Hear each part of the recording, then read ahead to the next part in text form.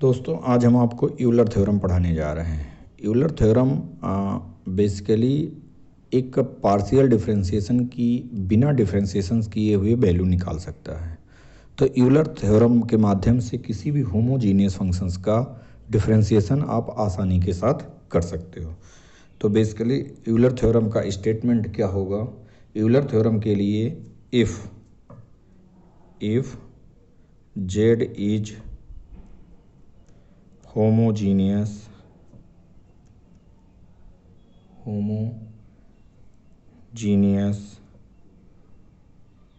functions of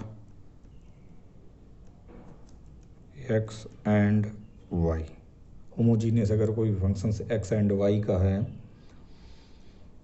in order n, then x डेबर z upon डेबर x plus y डेबर z upon डेबर y का मान एन जेड के बराबर होता है। किसके बराबर होता है?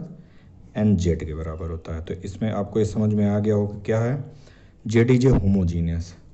तो कुल मिला के अगर होमोजीनियस फंक्शंस है तो आप इसका सॉल्यूशन आप लीनियर यूलर थ्योरम के माध्यम से कर सकते हैं।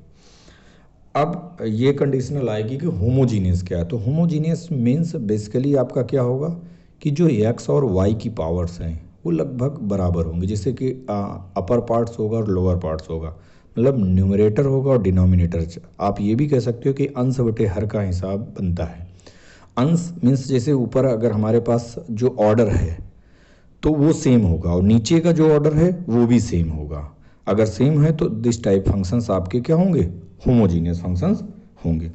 तो अब इसमें हमारे पास और कुछ इसी ऑर्डर पे उनके एक्सटेंशंस फार्मूला हैं, जैसे कि एक्स डेबर जेड अपॉन डेबर एक्स प्लस वाई डेबर जेड अपॉन डेबर वाई का मान n f z upon f dash z हो सकता है। ये फर्स्ट ऑर्डर का फार्मूला हुआ। अगर हमारे पास कोई भी तीन वैल्यू अगर सपोज करो हो जाए तो तीन वैल्यू के लिए भी ऑर्डर इसी प्रकार सेम होगा।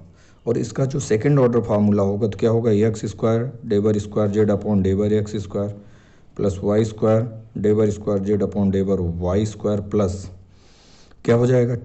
2xy डेबर स्क्वायर जेड अपॉन डेबर एक्स एंड डेबर वाई। और इसकी वैल्यू होती है g z bracket g dash z minus 1। और ये जो हमारा मान होता है ये मान किसका होता है? इसको आप कह सकते हो जी जेड का मान होता है। तो ये हमारे तीन फार्मूले हैं जो यूलर थ्योरम को आसानी के साथ सेटिस्फाई करते हैं। अब हमारे पास क्या होगा? इसके बाद हमारे पास अगर कोई भी न्यूमेरिकल हमारे पास सिंपल मोड में आ जाता है कि फंक्शंस की वैल्यू फाइंड आउट करो, जैसे कि हम अगर कह दें आपसे एग्जाम्पल फर्स्ट, जैसे हम कहें कि z equal x cube plus y cube upon x plus y, और आपसे कहें find the value of x डेबर यू अपॉन डेबर एक्स, या डेबर जेड है तो फंक्शंस में डेबर जेड अपॉन डेबर एक्स प्लस वाई डेबर जेड अपॉन डेबर वाई का मान फाइंड आउट करना है। तो बेटा देखो इसमें क्या होगा, इसका मान फाइंड आउट करना है तो पहले हमें देखना होगा कि होमोजीनियस है कि नहीं। तो हमारे पास जेड का मान गिवन है तो ये होमोजीनियस फंक्शंस की तरीके से वर्क हो। तो अब हम इसमें क्या करेंगे? एन की वैल्यू निकालेंगे। तो एन के लिए हमें क्या करना होगा? ऊपर से एक्स क्यूब कॉमन लो तो 1 plus y cube upon x cube, और नीचे से हमने क्या किया? एक्स कॉमन लिया तो 1 प्लस वाई बाई एक्स। तो ये हो गया एक्स की पावर 3 माइनस 1 हो गया और ये बन गया 5x। तो हमारे पास आ गया एक्स स्क्वायर और 5x। तो एन का मान कितना हो गया? 2। इसमें जो ये पावर होती है किसकी होती है? एन की होती है। एन की वैल्यू हमारी 2 आ गई। अब जब एन की वैल्यू 2 आ गई तो हमें निकालना है एक्स डेबर जेड अपॉन डेबर एक्स प्लस वाई डेबर जेड अपॉन डेबर वाई। इसका मान अभी बताया गया है एन जेड। क्या बताया गया है? N Z.